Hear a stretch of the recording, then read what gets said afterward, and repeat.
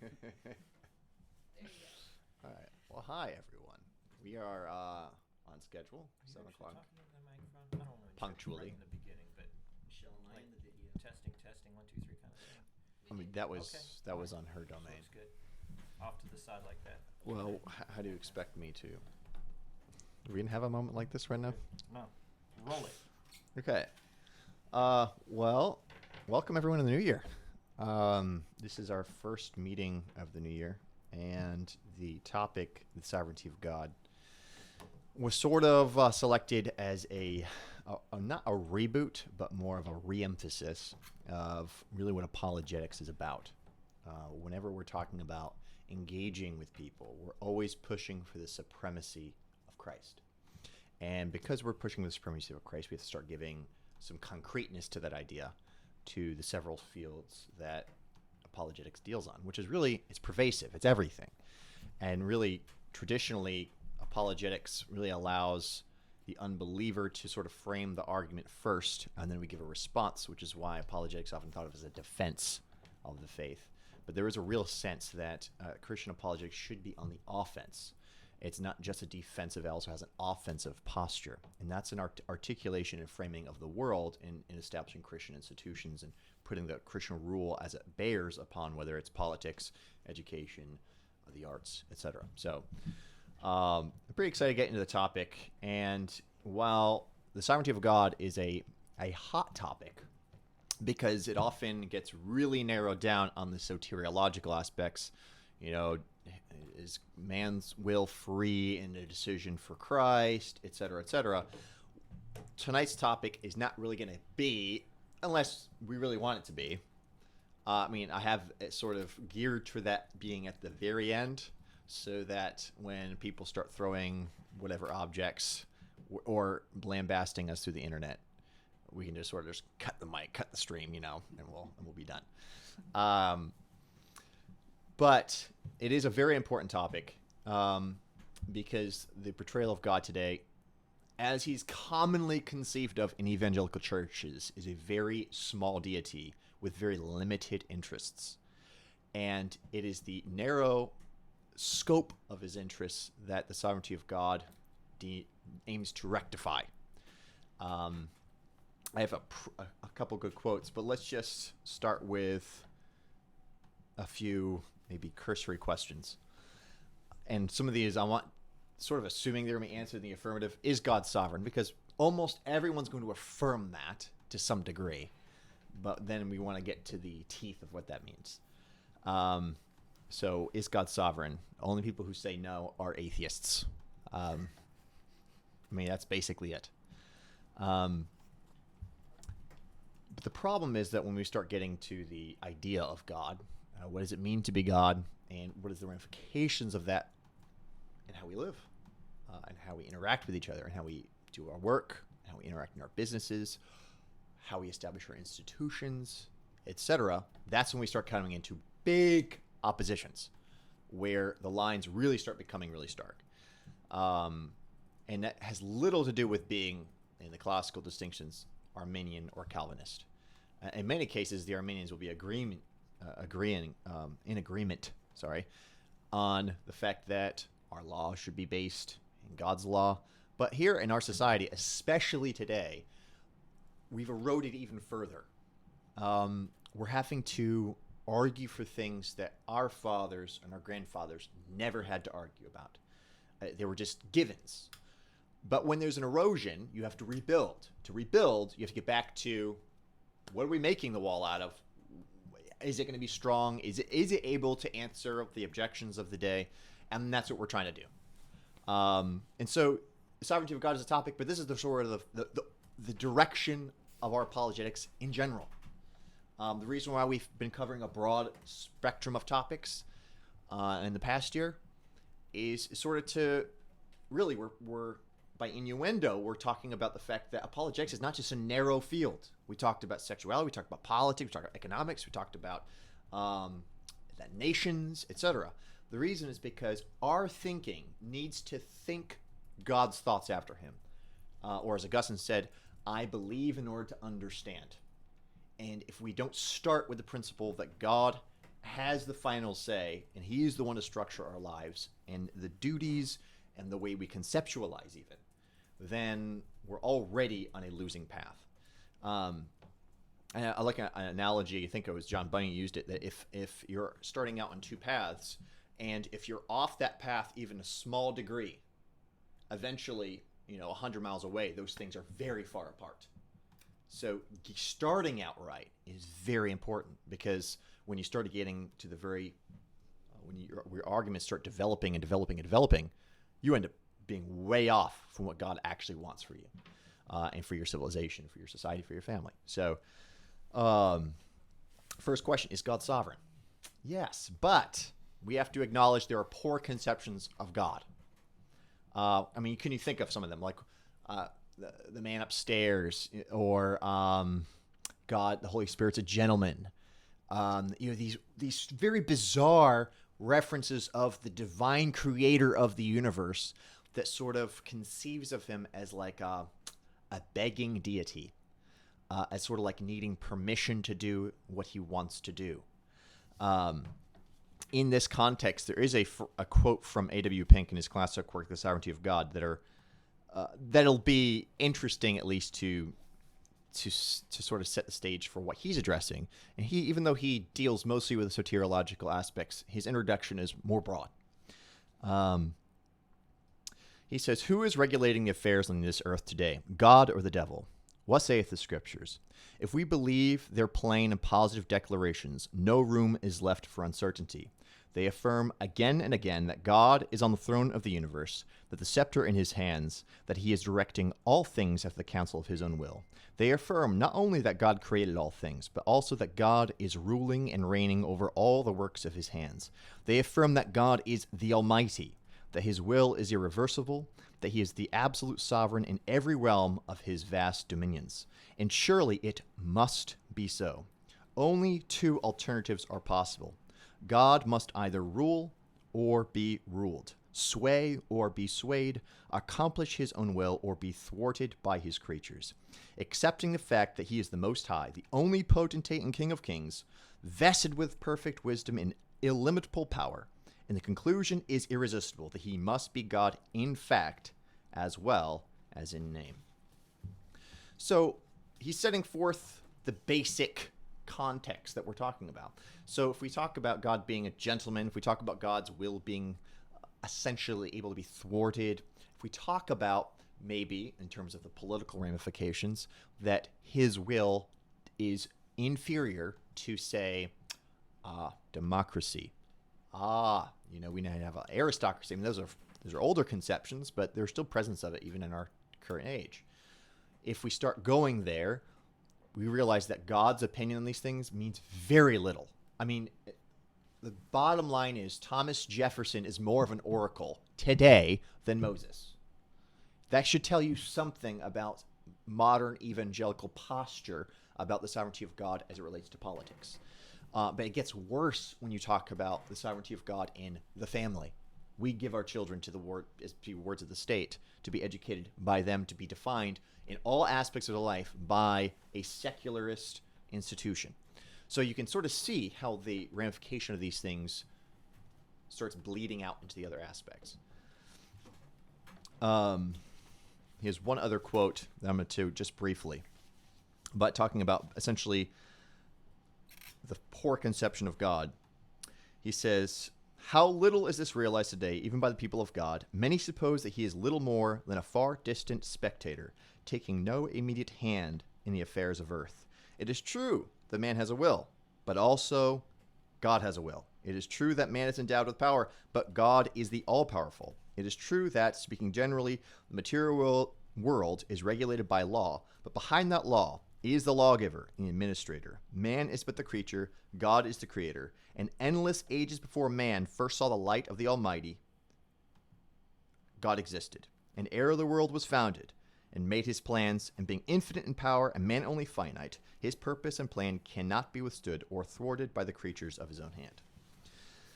So we need to correct the narrative at the outset, right? So if we have a poor conception of God, that he's unable, that he's not the Almighty, that he his will, in terms of his declarations, his will for commandments for men, are essentially opinions, or that he's begging, he can't actually do what he sets out to do, then we're always going to defer to the opinion of man when it comes to political decisions, when it comes to family decisions, when it comes to how you govern your business, how you conduct yourself. I'm going to put it this way, even as an individual. Are you going to be a drunkard?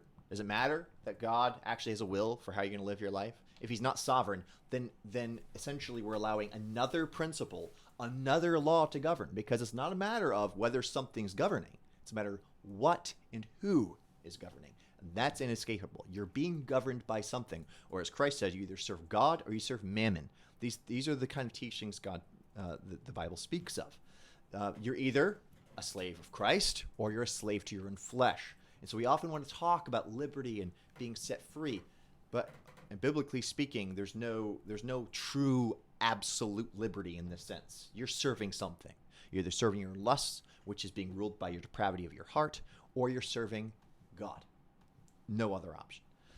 And just by way of clarification, when you're talking about law, about God governing, you're talking both about the metaphysical realm, that is the way the universe functions, with even scientifically with gravity and the way our minds work, that kind of thing, but also with the way we as individuals conduct ourselves ethically. Mm-hmm. So like you're using the word law, like with the way Pink I think is using the word law in that quotation, he's really talking about the metaphysical. Yeah. But you could take that word, that very same word, governance and law, and apply it to ethics and to politics, and it's still true. Like it still Yes. rings true. Yes. God is not just the God, or maybe because he's the God of the metaphysical, because he is the supreme God who is the potter, and we, the greatest of his creations, are still just clay. Because that is the case, everything, including ethics, politics. In other words, it's an argument from the greater to the lesser, really, in that way. Yeah. But it's the things that we relegate to ourselves. Because you have parties on both sides. You've got Arminians who believe, oh, yeah, God's sovereign over politics. Mm. And God is you absolutely need to obey God's law in X, Y, and Z. And even some non-Christian religions believe that, with extra biblical scriptures, but they believe that. But then you also have some Calvinists who, well, God is sovereign over the metaphysical, but no, he's hands off when it comes to what our government does. Yeah. And so really, what we're trying to push is the absolute nature of this. Yes, God is sovereign over it. Name it. He's the Almighty. Yes. And that's where, as the Lord's Prayer indicates, we're to pray that God's will is done on earth as it is in heaven. And so this speaks, obviously we're speaking, in some sense, we're mostly speaking ethically in regards to that, right? We're speaking of men doing the will of God. And that's a fair point, because that's a good point. So it's clarifying. There are two aspects to it. Because he's the Almighty, and he has a decree that spans all of history. There's also the fact that he has the right to command obedience. He's the creator. And it's not even just that this is some fiat. The creation is bent towards that. It's sin that takes it out of warp, right? And you see this with the consequences of sin, right? You have the family structure breaking down. What do you know? It's not pleasant. Like when we gratify things in sin, gratify our senses through sensuality, fornication, lust, sodomy, all these different things, the creation actually bears testimony that things are out of whack, that things are not in order. And so now I'm not going to make an argument that's fundamentally the argument. No, of course, you could always point to something in creation that could maybe be an evidence of the opposite, because we're not starting with that. We're not starting with, oh, let's try to look for evidence, see if this is what God... No, he's given a word. He's given that, and we'd be foolish to neglect that for some opines of a philosopher or a scientist somewhere else. If Paul, being the chief scholar of his time was sufficient to say to the Greeks, not to appeal to all these lengthy arguments based on some cause and effect and may look to beasts of the field. If he was able to say, you know what, there's a Christ, he rose from the dead, obey him. If that was sufficient for him, we would be very foolish to think we've maybe developed beyond that. And so that's why we're starting there. Now, we can use argument, use evidences from that point on, because bottom line is all creation is bearing testimony to this. It's because we're stupid, we're blind, and we're hardened that we fail to perceive it. But this dullness that we're talking about does not just affect unbelievers. And that's kind of what we're getting at. It affects even Calvinists. And sometimes we'll find greater agreement on these broader principles with Arminians in some cases than even Calvinists, where they'll fight tooth and nail on why you're just I don't know, a bigot or really intolerant of other people. But what we're trying to get at is recognizing that who cares if I please men? It's more important to be a servant of God. The men you please in your life are all going to die. At the end of the day, they're all going to die. If that's what we're living to please, well, that's what it is. And all kingdoms, all dynasties, all nations, they perish. And so we have to recognize at the forefront of our minds that our goals in apologetic is not just for short-term solutions. We're not trying to just be like, oh, well, this political solution, this strategy could work now. Who cares? If it didn't please God, if it didn't honor him, if it's not conforming to his sovereignty, as us being subjects to his divine majesty, then we're rebels against a king who can squash us. And that's not a good place to be. And we do have to acknowledge that when we talk about these things, that when we talk about the metaphysical, like God has control of everything, that when we start seeing things go out of sorts, in a disarray, we're looking with eyes of faith on these things. That's an important feature because, for example, look, this book, The Sovereignty of God, A. David Pink is writing after the First World War, right? And so a lot of people are like, how can God be sovereign? All the nations that were Christian by name were fighting each other. It was Christendom battling itself. Now, we'd say, well, they fell away, but bottom line is, historically speaking, this is something very traumatic. And so people are, in that time, how can there be a God sitting on his throne? Well, kiss the Son lest you perish from the way. Like, God is not a God that just tolerates disobedience to his rule. And that's something to consider when we talk about the sovereignty of God. So that is sort of jumping ahead in some cases, because we're going to talk about this somewhat a little more thoroughly, but that's sort of getting a picture of, well, we have to get a picture at the outset that's right of God sitting and reigning absolutely, so that we can start addressing the way it goes off, with it saying, well, pluralism, well, democracy, we need to have a pluralistic democracy. Well, how is that working for us? How did it work for Roman Empire? You have to ask these questions. You can look at it and say, well, Roman Empire fell for many different reasons. Well, I wasn't using it as an absolute argument. I'm using that as an indication, first thing, primarily, God said. Secondly, look what happens to these nations. They fall and crumble. And so we need to start with the basis. And we need to have a plumb line, a standard to analyze anything. That's why historiography, we're talking about how do we even look at history? How would you even begin? You have billions of facts in the world. How would you begin to construct a narrative? Everyone has a bias. Everyone's coming from somewhere. Far be it from us to start with some pagan, God-hating philosophy or starting point that actually sees God as irrelevant in the affairs of men. We start somewhere, we can then use that as a baseline to then interpret reality in general. So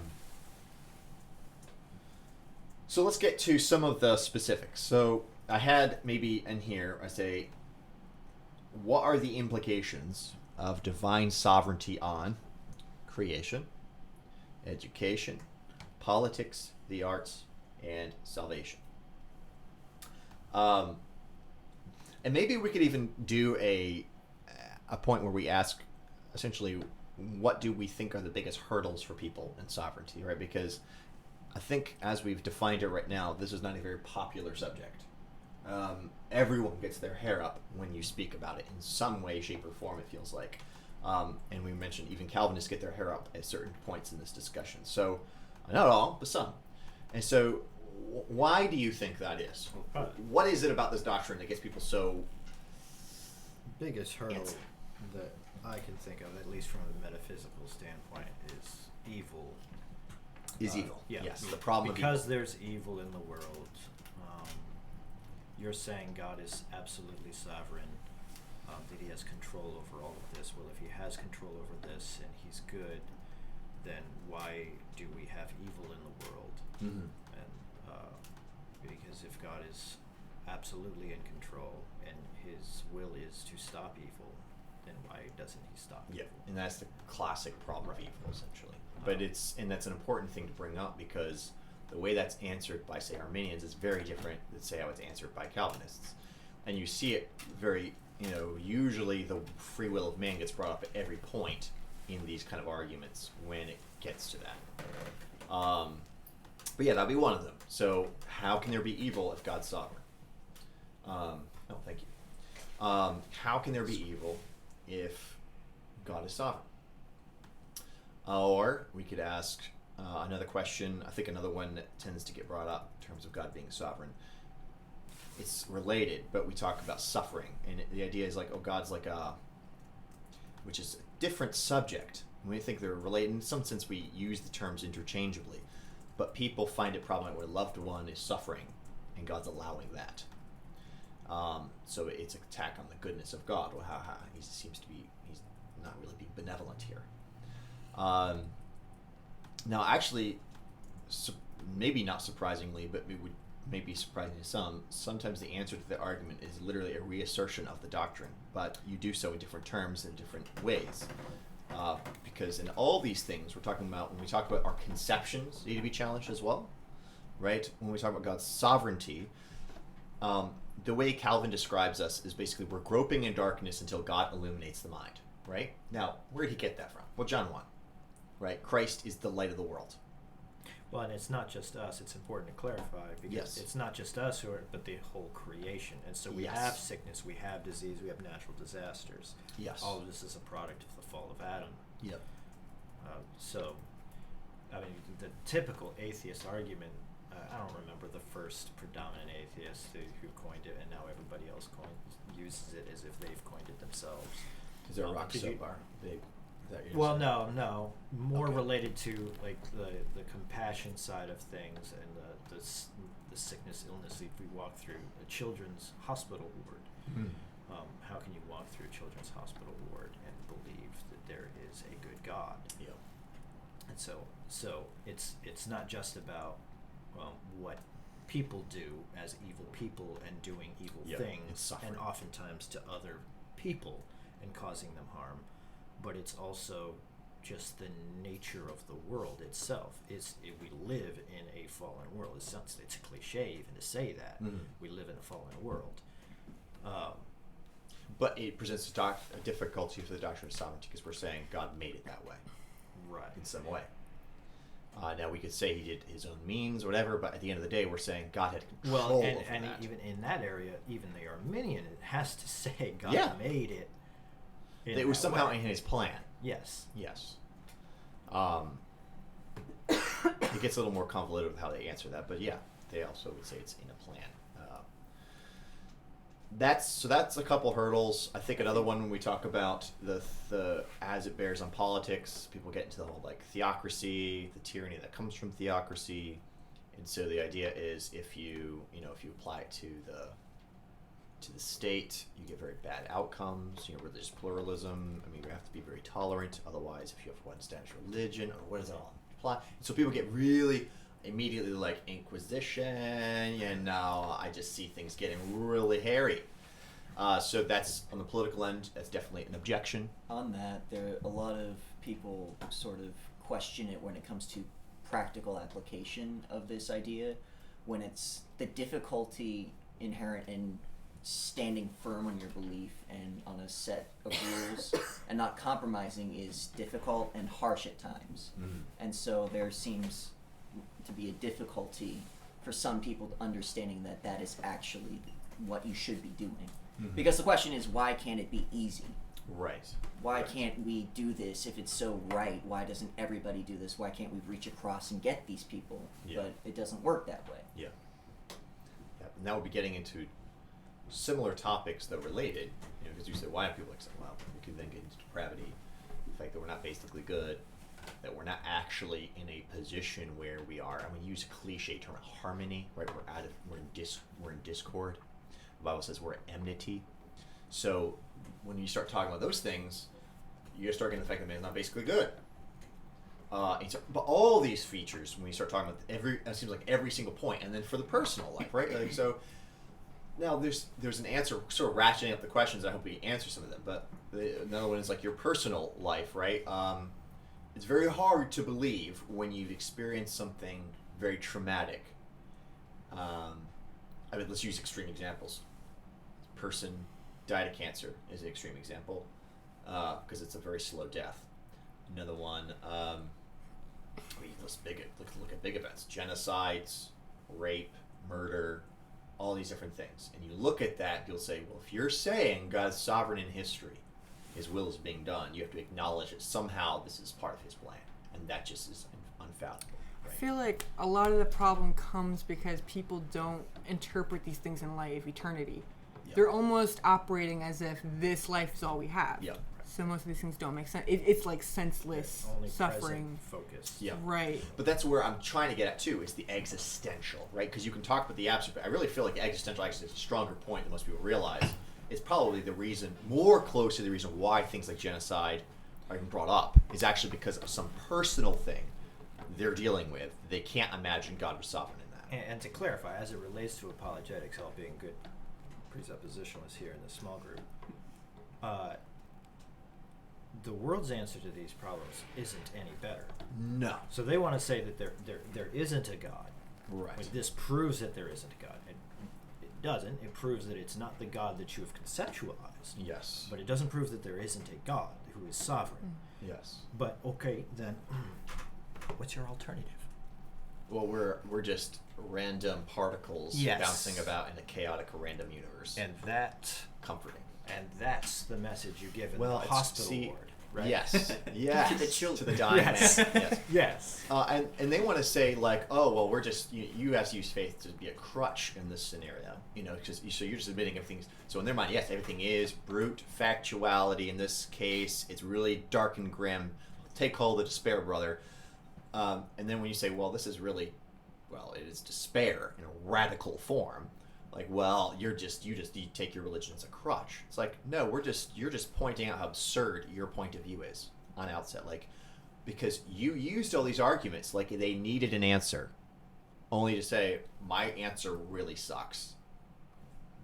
Like, I have no answers for you except that you're a random mess of sophisticated primordial developed soup that is now developed cognition, intelligence, sense of morality, care for the future, cognition, history, all these different. No one else has. Random. Sucks to be us because it means we're aware of our plight. An animal doesn't. Right? They die and reproduce. They don't get to know that they're really miserable.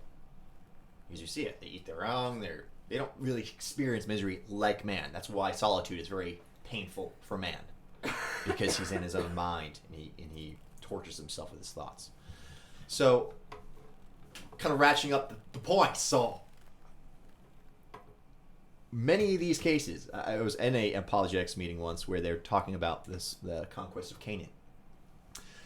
And just as an example of how embarrassed people are about the sovereignty of God, the conquest of Canaan, we were shown a video, William Lane Craig, talking about God's plan in this, and actually it was a pretty solid answer. And I wasn't actually expecting that from him because I know he has some theological problems. But it was a pretty solid answer. He said, well, God actually planned this well in advance because he promised to Abraham. He wasn't going to deliver this to them until their corruption was at like an irreversible point.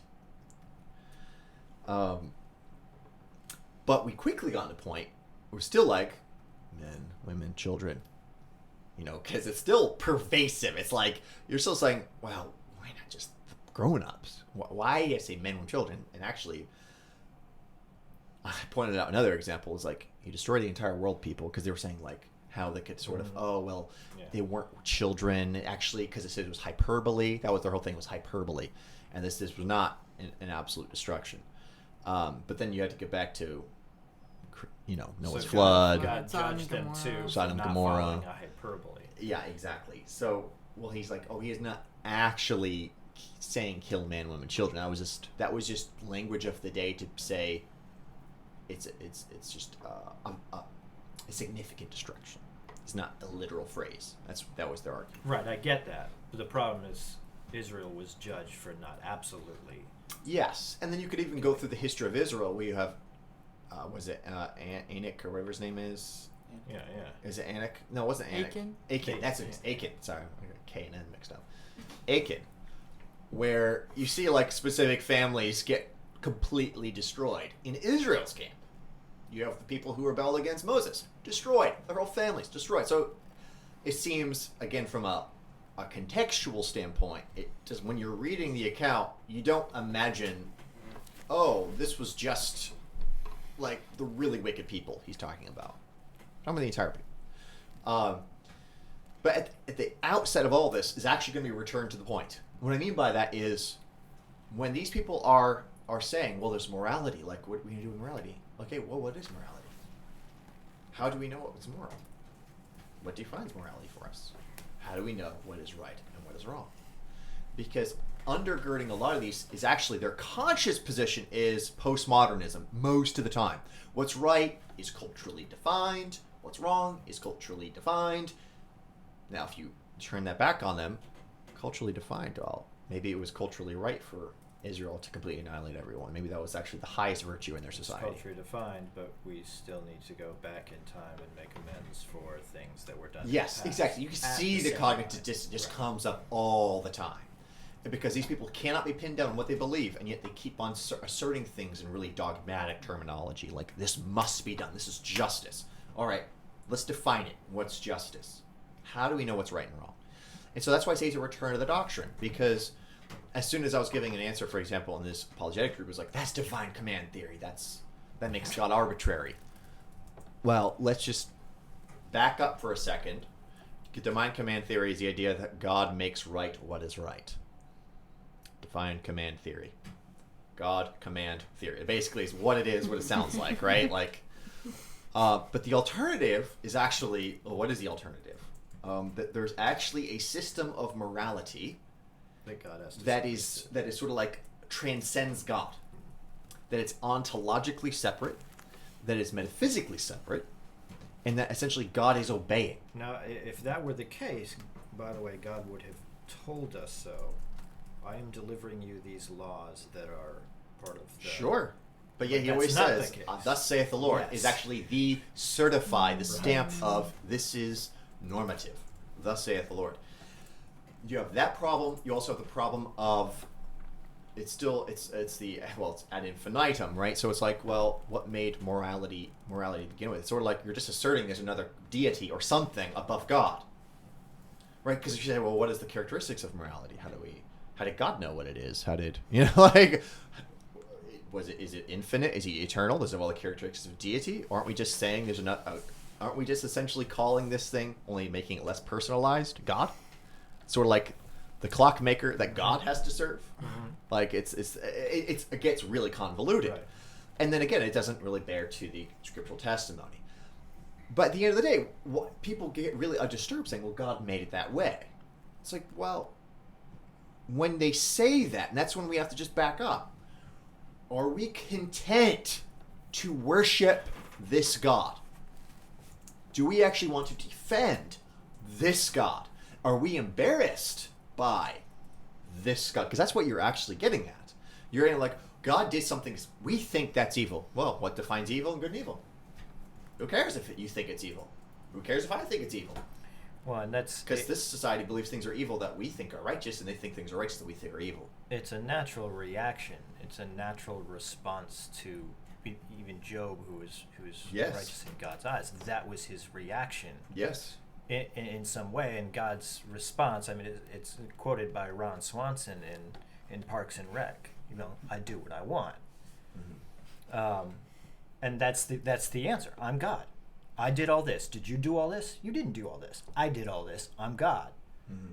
And so, because he did all this, and because he does everything, and because he's in absolute control of everything, and because you're only here for your purpose, you have no right to say, well, you should have done it this way.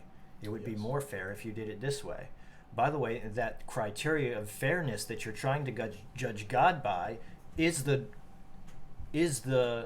quantitative measurement of fairness that God actually judges you by. Right. So you're trying to take the lawgiver's law, and instead of applying it to yourself, you're applying it to God. Yes. Meanwhile, washing your hands of saying, oh, I don't need to obey this law Yes. because there is no God, and yet you take the law of God and apply it against God. Yes.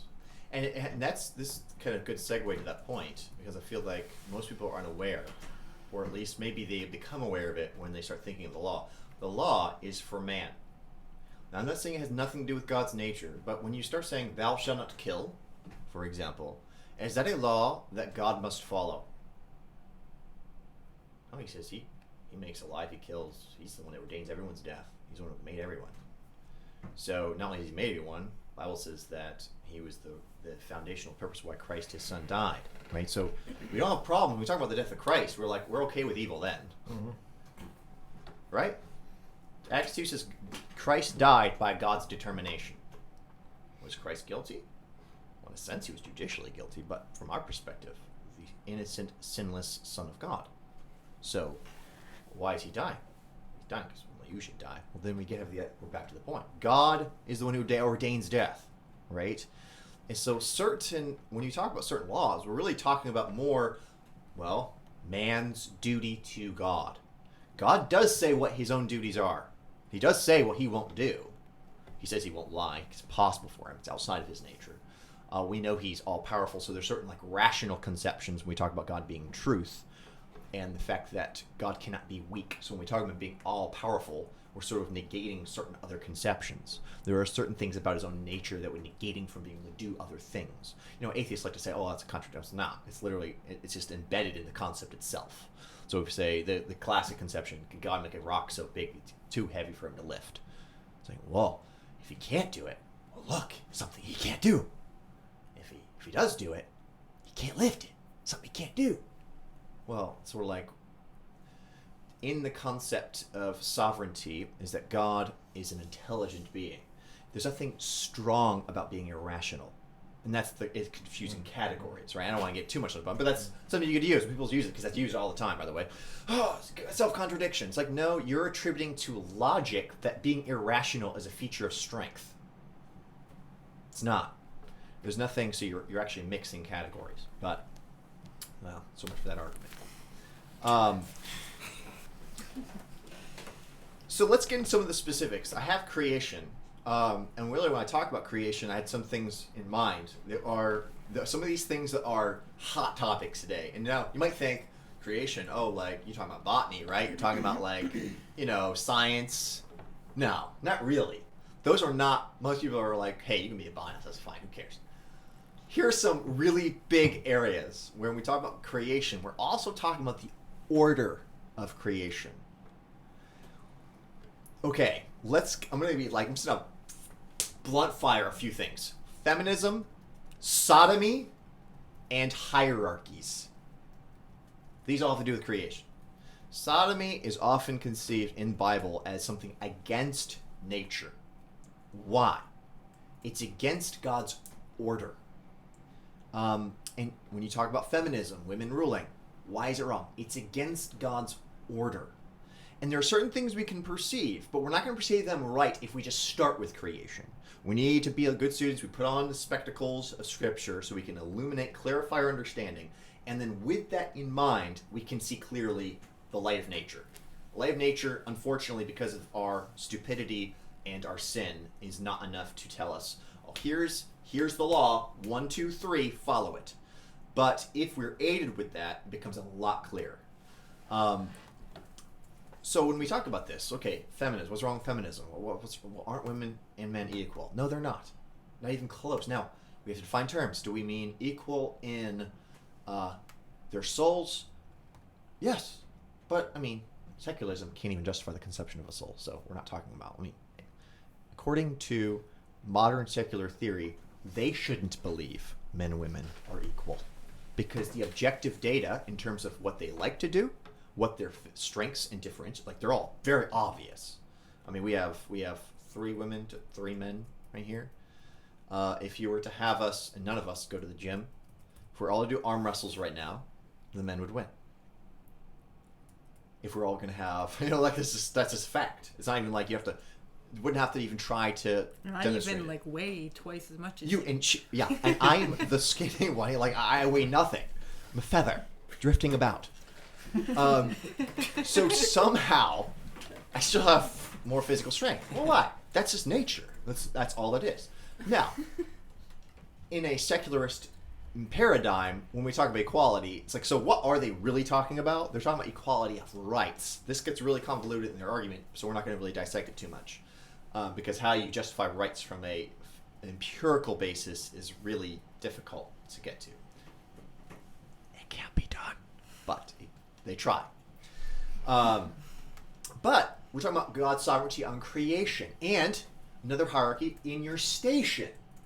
For example, I have certain things providentially in my life that I should submit to. I have a certain parents, didn't get a choice in it.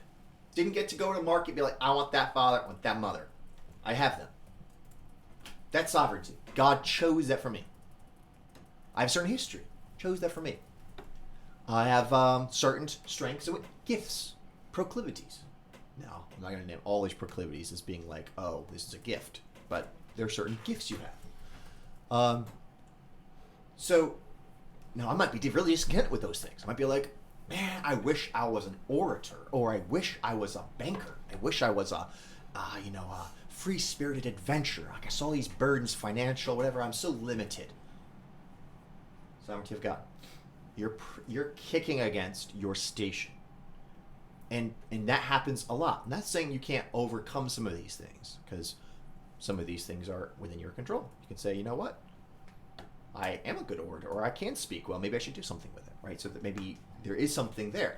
But when you talk about sovereignty, this gets at a lot of things. A lot of your self-help, the reason why depression is so high, the reason why everyone's about New Year's resolutions are going to be shattered their coming year is because they're discontent with their life. 1, and 2, they know there's a lot of things in their life that's out of sorts, like they're rebelling against things they know they should do, and they're going to say we're going to do them, and they're not going to do them. But these things, gender differences, this is under attack today. Don't make no mistake about it. Like gender, I mean, you don't have to. It's not just the headline. Like the headline, like, oh, transgenders. That's what most people in this room will say. You know, duh, that's obviously weird and scientifically questionable. But when you talk about the gender distinctions that make you suited to certain things and not suited to other things, then, oh my goodness. Oh, you can't say that. You cannot say, for example, bomb this one. Everyone's going to leave the chat. Women rulers, that women should not be in positions of authority, period, the end. Shouldn't be. This is normative. Now, does it mean there aren't special exceptions? Well, I imagine you could always point to Deborah as a spectacular exception. Why is it spectacular? Judges with themselves were spectacular exceptions. So using that as a normative thing is problematic. But, of course there are exceptions. There are exceptions to all sorts of things. But the normative, that what God wants for creation, is that for men to rule. Very problematic. Can't say that. That's patriarchy. That's not just patriarchy. That's the thing that we want to equalize everything. We're all good equalitarians. We want justice, and justice means fairness in equalizing of things. Well, not so in the Bible. The Bible says, servants, obey your masters. Now, am I saying that's the reference of patriarchy? No, it's not. My point is, God actually is okay with disparities in positions of inferiors and superiors. He's okay with that. Well, he's ordained it. He's ordained it, yes. That you're supposed to honor the king. Fear God, honor the king. Now, in the American spirit, this is a really hard and problematic statement because we're all about freedom and individualism. And I'm not saying there's something bad with all that, but we've sort of taken a lot of the nuanced positions of our forefathers to show why rebellion can be righteous in certain circumstances, and then made it sort of like screw authority. That's not true. We should still honor. There's a reason why the respectability of office, when we speak of that way, Well, that should be a thing. I mean, talking about American culture and a mindset of screw authority. Well, the state's bigger today than it's Sure. ever been. Sure. So there's a sense in which it's all just. I'm trying to say this, G-rated. They're just blowing wind. Yeah. They don't mean anything by it. Yeah. This rugged individualism actually hasn't worked out in practice in American culture. No. No, we talk a big game about individualism, but then give all. Well, it's because we the also power to want the to state. be very comfortable in our individualism. Yeah. So we need Exactly. our creature comforts. Yes. It's not really the individualism that our forefathers had in mind. It wasn't so you could smoke a joint, have a prostitute. And that's not what they were about. They weren't like, if only we could all have the right to smoke weed. And, Well, they did back then. Of course. Well, I mean, think of what they were willing to give up for their statement. They were willing to give up coffee. They were willing to give up tea for the sake of patriotism. Can you imagine that sacrifice? You have to give up Wi-Fi. No. No, but it shows you certain bro, they things. switched to coffee. Oh yeah, I'm sorry. They gave up For tea for patriotism. coffee. That's actually when they discovered tea. That's Actually, probably why they won the cause war. and effect. Maybe. It's like, gotta get your history right. How did we win the war? I mean, But going back to creation, because I think it's important that you're tying all of this homosexuality, feminism, transgenderism, differences between men and women back to creation, because you've got, I mean, one of the, probably the most popular, I guess, social apologist, if you will, of our day, got to be Jordan Peterson, who would take all of this, everything that we're saying, he would agree with our basic points on what are gender roles, what are the problems of feminism,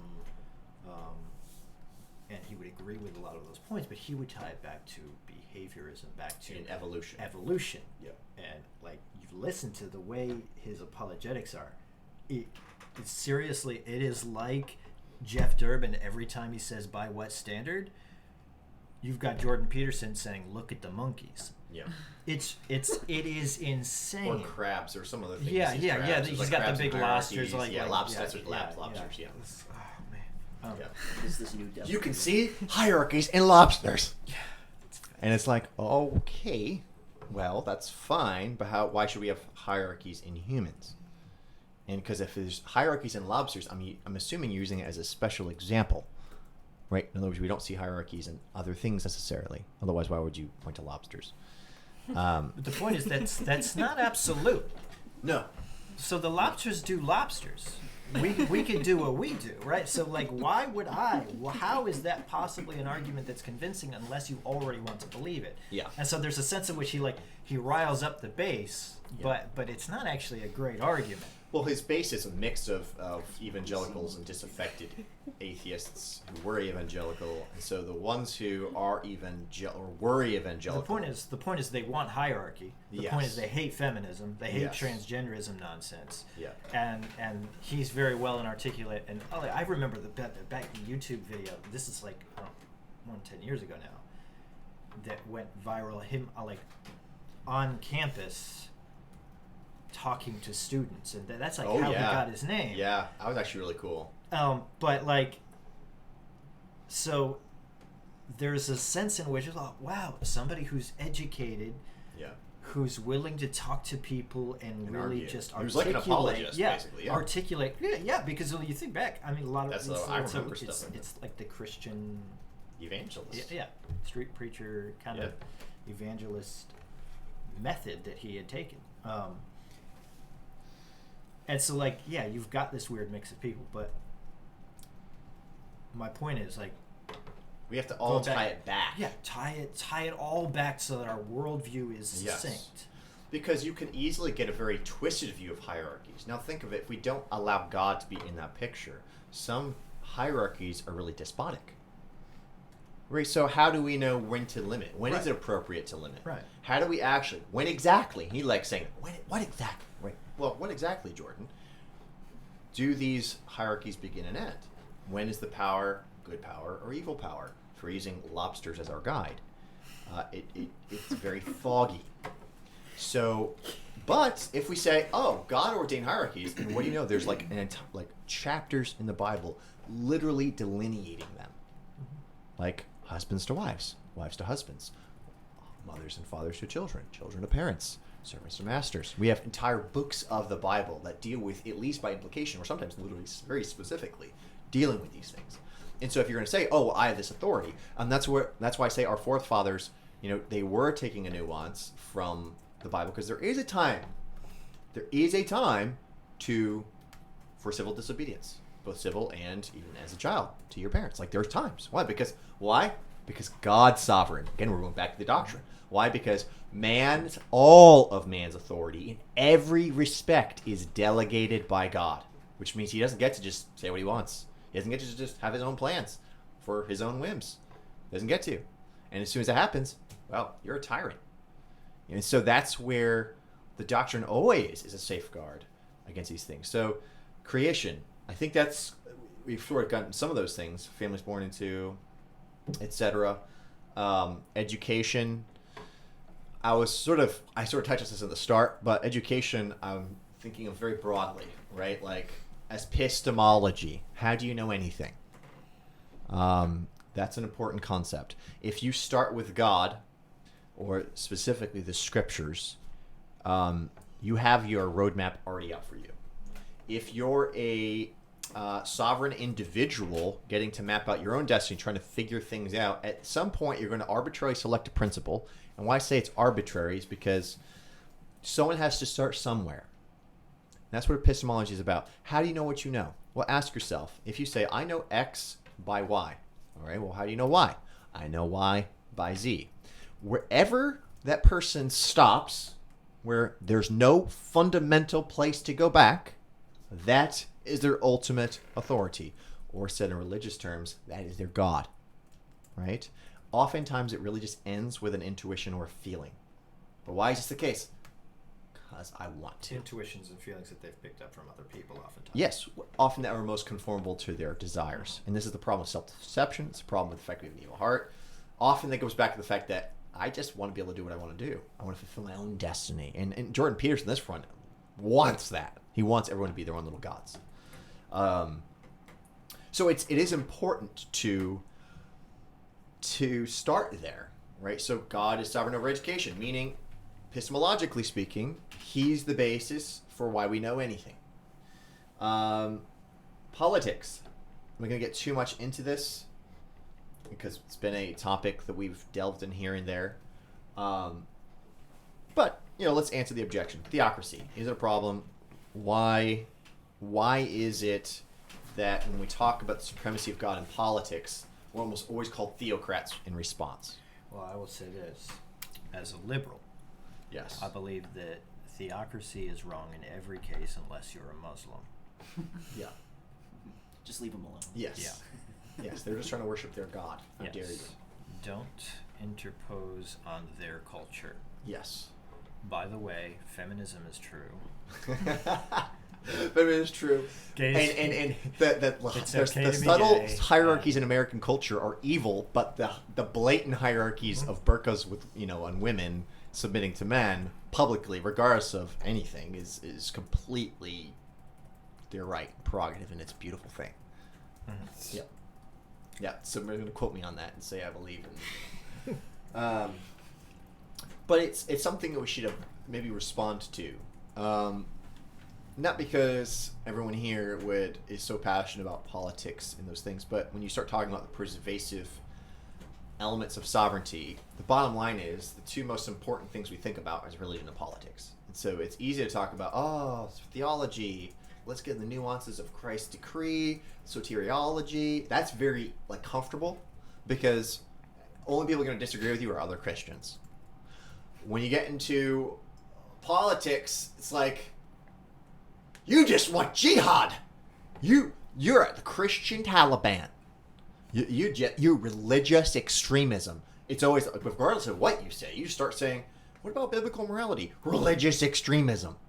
I didn't even say anything particular. I didn't even suggest a specific policy yet, and I'm a Taliban. Just by saying God has said something, automatically I've been discredited.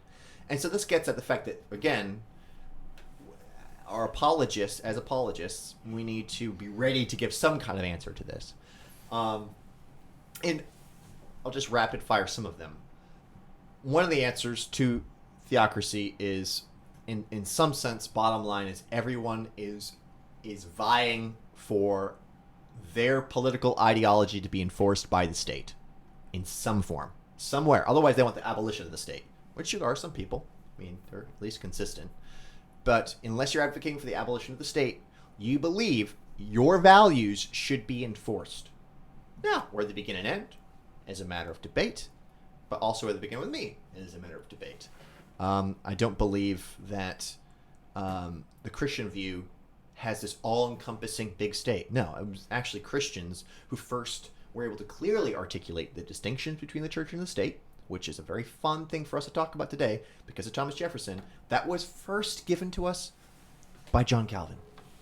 I know it's very triggering for a lot of people, but John Calvin was one who first made that very clear. And actually, you could even argue a little bit before him, but at least in a very clear way, it was by John Calvin. And then it grew from there. So this idea that if you advocate for God in politics, somehow you're going to have this big theocratic, tyrannical, despotic thing is not true. The specific examples used in history, you know them well: Salem witch trials, Crusades. We touched upon them a little bit in other things. For one thing, you have to start really stretching the definition of a theocracy, and this is where you can go either way with it. And I sometimes do. I'll be like, okay, what is theocracy, people? And they're like, oh, when you apply your religion to the state. All right, by that definition, I'm a theocrat. I don't apologize for that.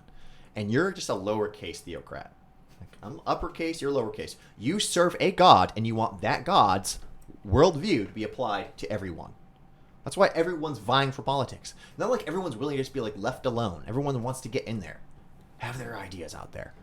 Well, why? Because you serve a god. It might be your belly, but you still serve a god. It might be your appetites. It might be like, I just want my free vote. I just want my vote. They even want to conform other people to their They position. do. Absolutely. Which is fine as long as you're not Christian. Absolutely. And by the way, their methods of conforming, by the way, are not so nice as the Christians' method of conforming, which is, let me persuade you by way of the scriptures Yes. that this is the right way. Their method is, shut up! Yes. Yes.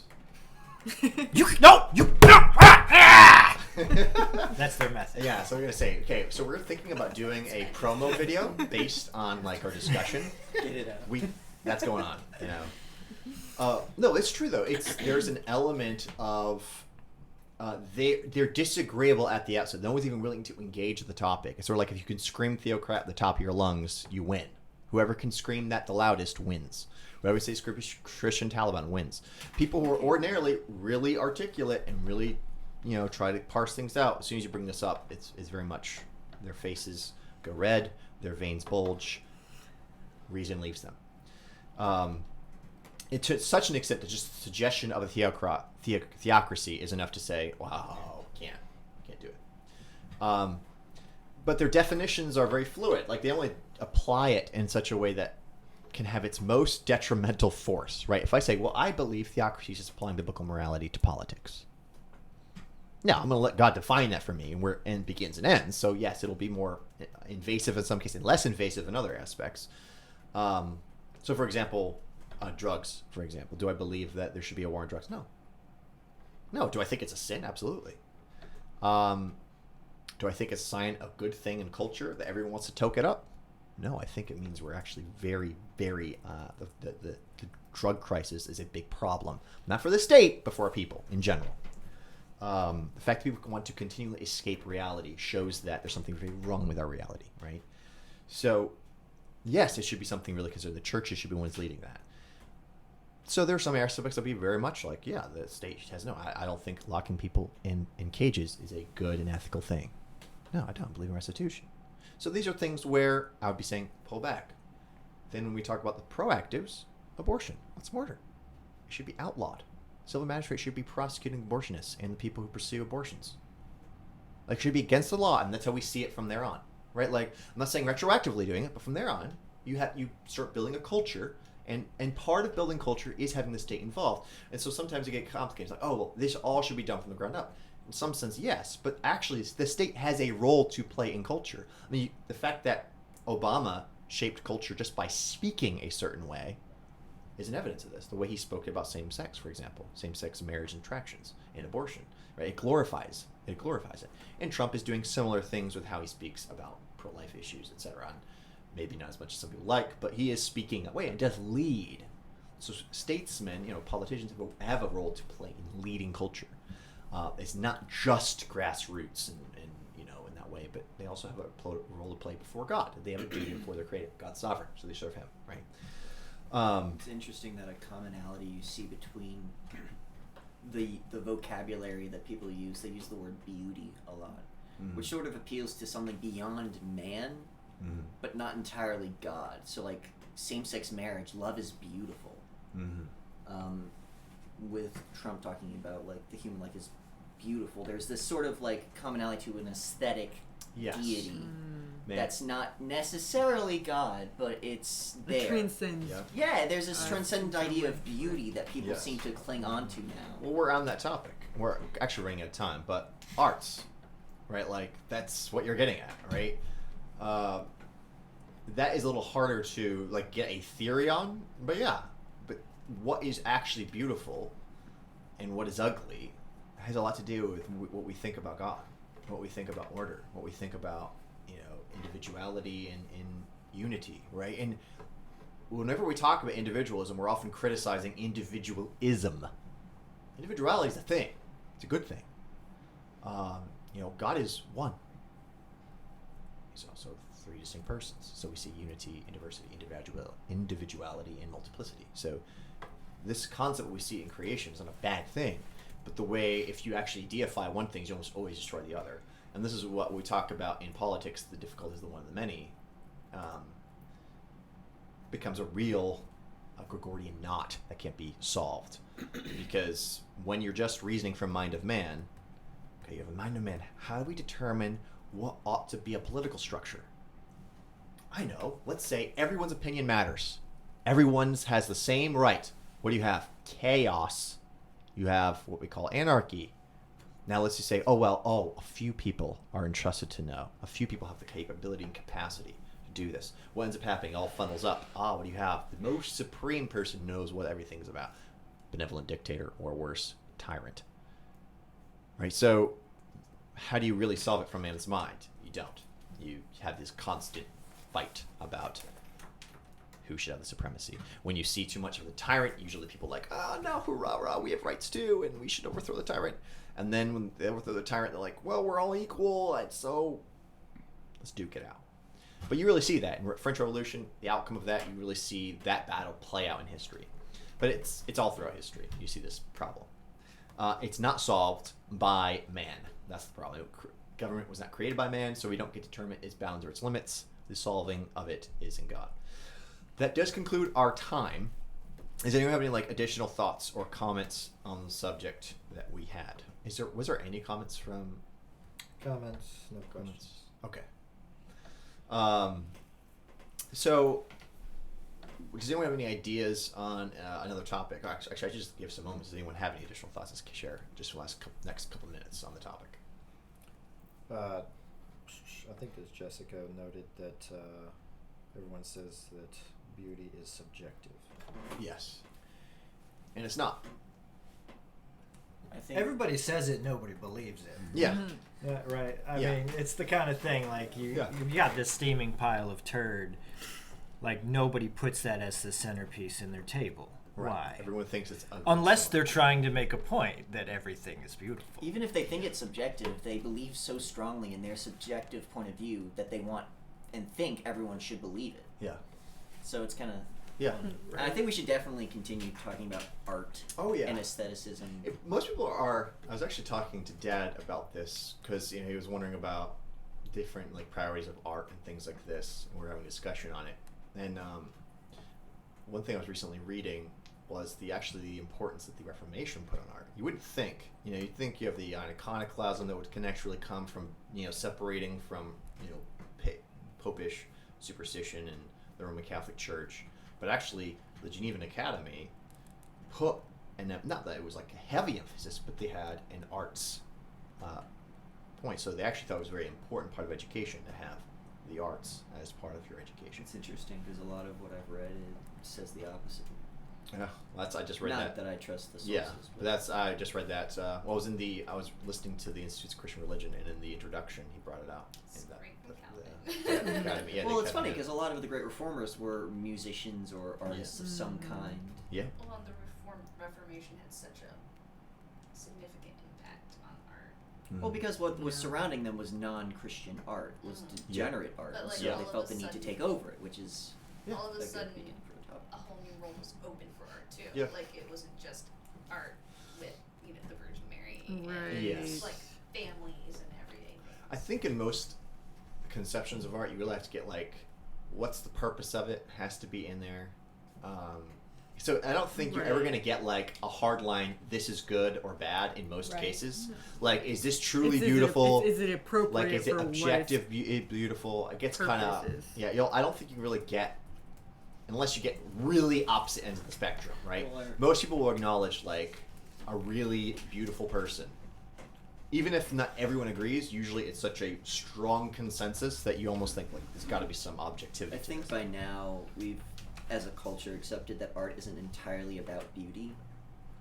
It's About about expression. It's about expression in a way of ideas and thoughts. And communication. Yeah, exactly. Like you can have a style that communicates your idea better than another style. Like Yeah. think about a children's book, it would be inappropriate to be using like Leonardo da Vinci type artwork in a children's book. I've seen it. But it's not good. It's But it's like- why? because Ooh, kids that's connect we should, better we should, with we should have simpler a topic imagery. on this at some point. Does anyone have a suggestion? Does that should be our next topic? I don't really want it to be our next topic necessarily. That was my suggestion. Okay, we could do it. We could do it. Why No, not? no, no. That was Art- weird.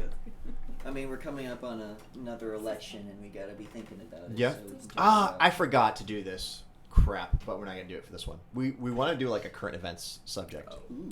Okay. We are gonna do that, but obviously a yeah. current event would be like what happened in Lynchburg yesterday. Would be a good example. The whole Yeah, that's Sexual actually- Mary- It's a sexual fairly Mary- national event too. yeah, it is. People are really looking at it. The other states are starting to do it now. Shall I live stream? Since we're no longer. There's a reason to keep it Well, off. people we're trying to discuss it. Yeah, we're going to do a topic. If anyone wants to contribute what the next topic should be about, you can feel free to give some. One suggestion has been art. What would be it specifically? The purpose and practical application of what is defining good art. Yeah. What the purpose as Christians, how we should take over art, what we should strive to create, stuff like that. Essentially, as like a point of communication. Yeah, whether we should only be communicating good things, whether we should be showing bad Things as they are. Yes. Yeah. That sort of thing. Yeah, well, and there's a lot actually you can tie into that with the entertainment industry. And, Yeah. stuff. And how they're doing. Like it. what is acceptable, like Yeah. say nudity on television shows or movies, stuff like that, like sex scenes, things like that. Yeah, whether or not fairly, it's a acceptable. fairly broad topic, actually. Yeah. Apologetics. First apologetics group to cover the arts. Yep. There you Do it. go. Probably. Okay, so arts. Any other suggestions? I like current topics. Yeah. Any other topics? Oh, we'd love to have like at least two. Self-defense sounded really good. National Self-defense. humanitarian things like going over to Australia with the giant fires and helping Oh, out, yeah. that sort of thing. What our duty is. Yeah. How much is too much? How what much is too much? mandatory. What do you have to have in place? That gets complicated. That's how my mind thinks. Immediately thinks really complicated. But maybe that's just my gut because I'm thinking of all like the like subsidiary things that sort of justify it. Mhm. But certainly, it is a topic to have because you're talking about the duties of a nation to another nation, essentially, and how does Christian charity interact with that? Yeah. And is Christian charity? How far is Christian charity Well, because extend we to the have state? because we have an example of a Christian nation, Israel, not really interacting in that sort of way that is mainly documented in Old Testament. Yeah. So it's Yeah. interesting. That'd be so humanitarian aid. Yeah, that would be a good one. You said self-defense, Michelle. Yes. That would be a hard one to fill up an hour, but We could certainly No, tie but it you're not with- trying to fill up an hour if it's current events. Oh, you're talking about for current events. Well, you stuff. got the Second Amendment thing. Yeah. But we're gonna try to do that. By the way, we're gonna try to have at the 45-minute mark. We're gonna try to end the discussion, if it seems appropriate to, and we'll add a current events section. It was my bad in doing. I did want to have talk about the sanctuary city things and why is it good or bad, or what are the pros and cons? Is it really?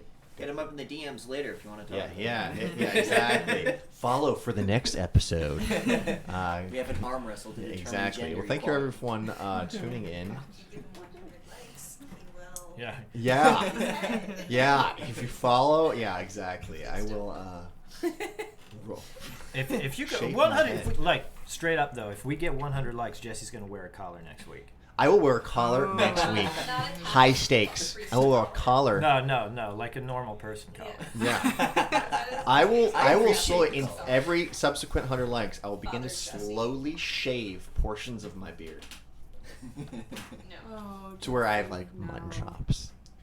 Ah. Do you want to see that? People are like unfollow, unsubscribe. I think you're missing the Just goal. kidding. No, in I this know, whole exactly. Likes thing. You're supposed to try to collect. Collect them. them. Yeah, we're good. Let's pray. Our gracious Heavenly Father, we thank you for this time together to discuss your world and your truth as it interacts with it. We pray that you would keep us studious, help us to have sharp minds as we try to apply these things to our interactions with people, that you would bring people on our path, that we'd make opportunities to bear testimony to your sovereignty in the world. We thank you for this opportunity to assemble and for the vision of those especially who are helping me and to make this a reality. We pray that you would continue to grow it, they would honor you and expand your kingdom. We pray these things in Christ's name. Amen. Good night. Good night, everyone.